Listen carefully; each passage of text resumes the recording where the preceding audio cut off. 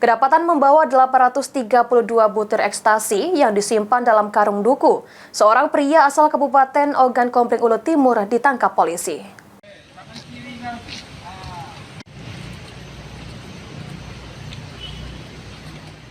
DS, warga Desa Bunga Tanjung, Kecamatan Lengkiti, Kabupaten Ogan Komering Ulu Timur, hanya dapat tertunduk pasrah saat diamankan di Mapolres Oku Timur.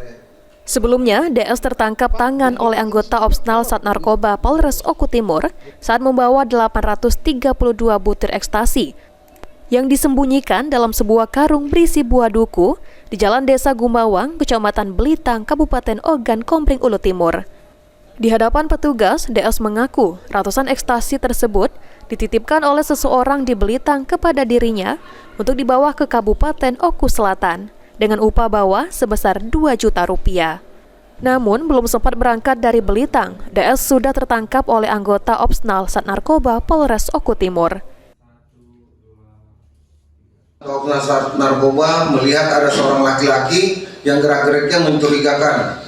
Melihat hal itu, anggota Opsnal Satres Narkoba langsung mendekati laki-laki tersebut, kemudian langsung mengamankan laki-laki tersebut, dan pada saat diamankan, laki-laki tersebut mengaku bernama saudara DS, dan anggota Opsnal Satres Narkoba melakukan penggeledahan terhadap badan dan pakaian.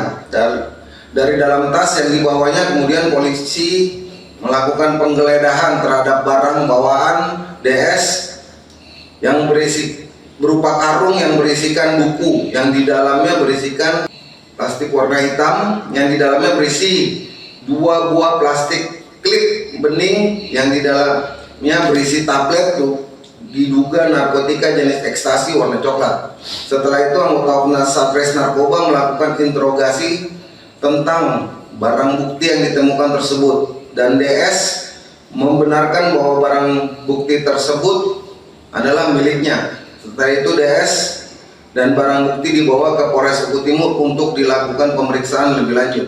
Atas perbuatannya, pelaku dijerat dengan Undang-Undang Nomor 35 Tahun 2009, Pasal 114 Ayat 2 atau Pasal 112 Ayat 2 dengan ancaman hukuman maksimal hukuman mati. Elvandri Jeffriyadi, PAL TV. Persiapan 1, 2, 3. 1, 2